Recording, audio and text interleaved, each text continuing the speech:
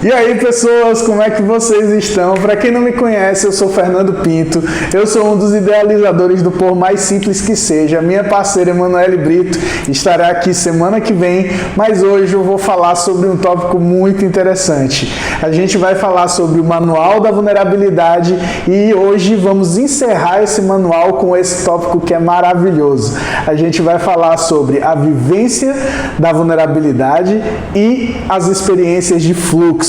Para você que está interessado nesse assunto e para você que não, sinta-se à vontade para assistir, deixa o seu like aqui embaixo, se inscreva aqui no cantinho para você não perder os próximos vídeos que a gente vai falar sobre psicologia, desenvolvimento humano e higiene mental para vocês. Então fiquem ligados nesses conteúdos. Mas, como vocês querem conteúdo, eu vou trazer aqui para vocês a seguinte perspectiva. Semanas passadas a gente veio passando por diversas experiências ligadas à vulnerabilidade da queridíssima Brené Brown. E essa semana eu vou estar trazendo para vocês o nosso fechamento. Interessado é só você seguir os outros vídeos que tem no canal, certo? Então, vamos lá. Quando a gente começou o nosso papo dessa semana na live do Por Mais Simples Que Seja, a gente começou a pensar a partir do movimento da vulnerabilidade, né? O que a vulnerabilidade vai trazer pra gente? Como é que funcionam essas vivências da vulnerabilidade? As vivências da vulnerabilidade, elas vão trazer grandes vantagens para a nossa vida. Fernando, mas que tipo de vantagens são essas? Vamos lá. Como é comum a gente estar vivendo a nossa vida tranquilamente e às vezes a gente tem alguma experiência ruim ou alguma experiência desinteressante, né? Como, por exemplo, ir a um restaurante e não ser bem atendido. Aquilo que é renovado pra gente muitas vezes é o quê? Se você não foi bem atendido, evite aquele restaurante para sempre. Ou então a gente pode estar em algum lugar e no meio de uma festa com os amigos ou algo do tipo, a gente vê aquela pessoa que meu santo não tá batendo com esse cara, então eu acho que eu não vou gostar dele forever. E a gente se distancia dessas pessoas. O que a gente está fazendo com isso? A gente está distanciando as nossas experiências, ou seja, a gente está pegando os nossos julgamentos, colocando à frente daquilo, à frente da pessoa, à frente daquele restaurante, à frente daquele local, e a gente está começando a fazer toda uma série de pré-julgamentos que vão fazer com que a nossa experiência decaia, que a nossa experiência seja vivida de uma maneira meio ruim, meio chula, ou então que a gente não possa viver de uma maneira completa. E é legal a gente poder pensar na vulnerabilidade, por quê? Porque essa vulnerabilidade vai nos trazer coisas o suficiente, recursos o suficiente para que a gente possa ter uma vivência mais de dentro para fora. Essa vivência de dentro para fora, ela vai ser realizada a partir do momento que a gente pode pegar as nossas experiências antigas e ressignificá-las no presente, através das experiências novas que nós estamos tendo. Então, muitas vezes a gente vai poder reviver uma experiência ou então reencontrar uma pessoa no passado e ter uma nova experiência com ela no presente que seja extremamente significativa e que vá apagar aqueles preconceitos iniciais que nós tivemos. Agora, a gente precisa ter a coragem de se expor, a coragem de se vulnerabilizar para que isso possa acontecer. Fernando, como é que eu posso ser vulnerável, né? Então, a gente dentro da psicologia tem uma vivência que é chamada vivência do aqui e agora.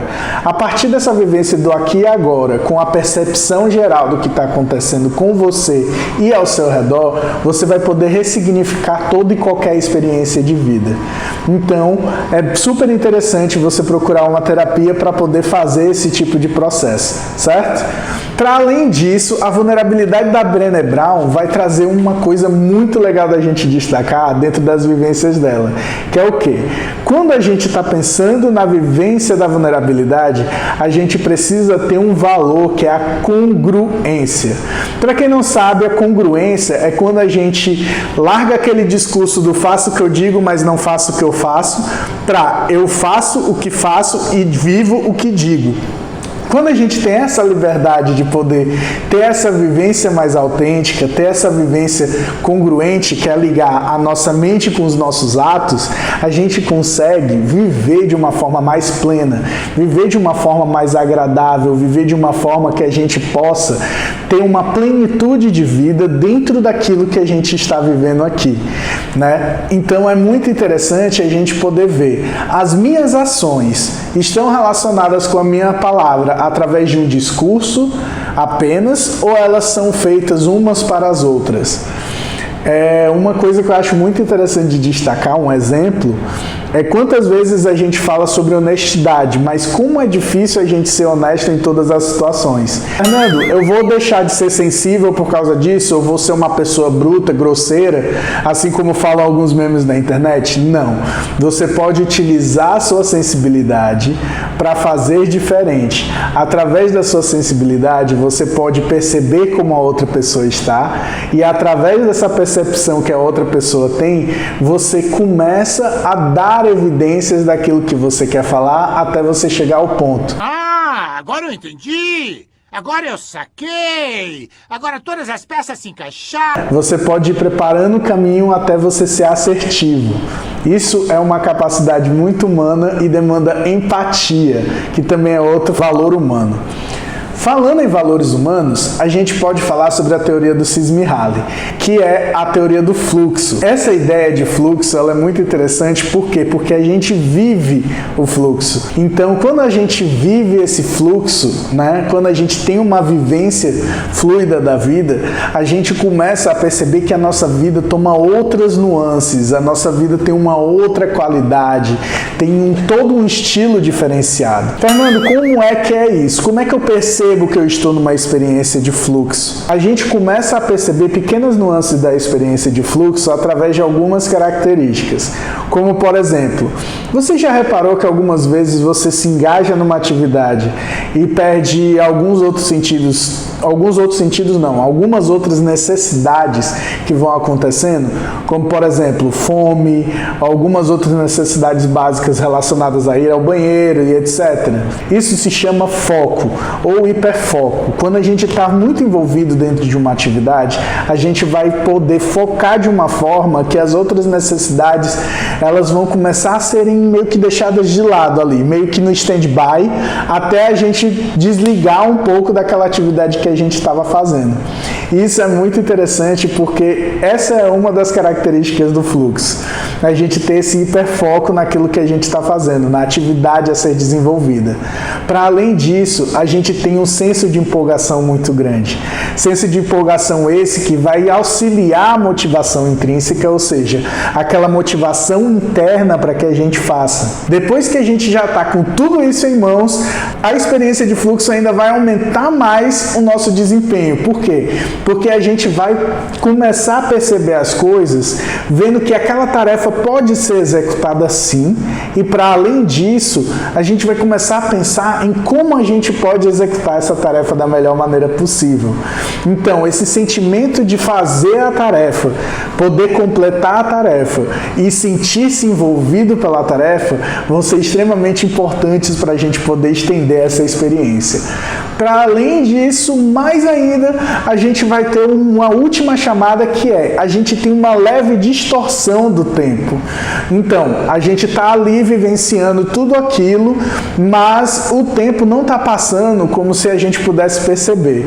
Fernando, tu consegue trazer um exemplo legal dessa questão do fluxo? Sim. Eu tenho uma experiência muito grande com jogos, vocês podem ter com futebol, etc. Eu tenho com jogos online. Dentro desses jogos online, quando eu me reúno com os meus amigos, eu só consigo ter a noção do tempo quando tem algum temporizador dentro do jogo que está avisando que eu tenho um tempo limite. Sem esse temporizador, normalmente eu não consigo perceber o tempo de uma forma normal. Então as experiências de fluxo, elas trazem isso. E é sempre muito legal a gente ter esse tipo de vivência. Então, pessoal, eu desejo que vocês, por essa semana, por mais simples que seja, façam as suas bagagens e se preparem para essa viagem dentro da vulnerabilidade e dentro das experiências de fluxo, certo? Meu nome é Fernando Pinto, muito obrigado pela companhia de vocês. Como eu falei no começo, deixa aqui o seu like para ajudar o nosso canal e se inscreva para receber as grandes novidades que a gente vai trazer sobre a psicologia. A partir da semana que vem, quem vai começar é a Manuele e a gente vai estar trazendo o Manual da Criatividade.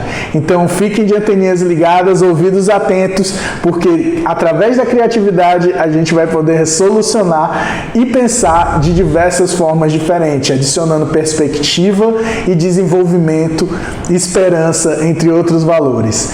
Pessoal, um grande abraço a vocês, se cuidem, fui!